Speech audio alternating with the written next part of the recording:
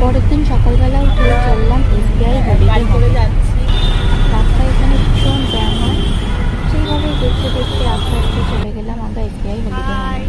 আমরা পৌঁছে গেলাম এসবিআই হলিডে হোমে। এই যে দেখো সবাই কত সুন্দর। এই হলো এসবিআই হলিডে হোম, যেটা রয়েছে ইটা অ্যাপার্টমেন্টের কাছে। আমাদের রুম ছিল ফার্স্ট ফ্লোরে। এসবিআই হলিডে হোম, এটা আছে বড় মিরর, তারপর এখানে আছে ওয়াশরুম, এখানে গিজার নেই, সোলার সিস্টেম। তারপরে রয়েছে এখানে একটা টেবিল, এখানে একটা বিশাল বড় আছে ওয়ার্ড্রপ।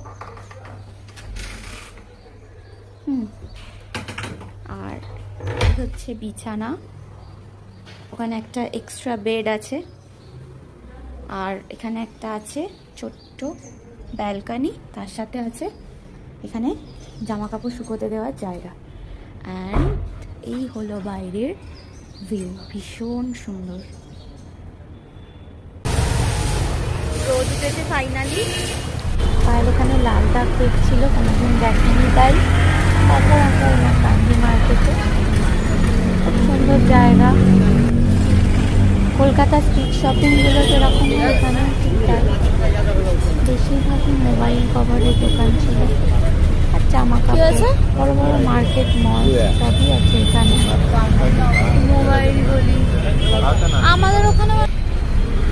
এসব দেখতে দেখতে সন্ধে হয়ে গেছে, রাস্তার সমস্ত লাইট জ্বলে উঠেছে। এই নিলাম একটুখানি চা, তারপর দেখলাম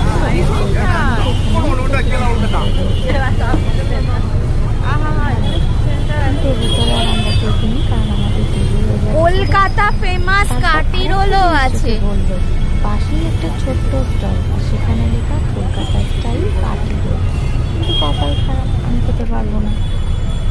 তারপরে দেখলাম ফুচকা, এটাও আমি খেতে পারবো না। তারপর দেখলাম এই রাস্তার সমস্ত আলোগুলোই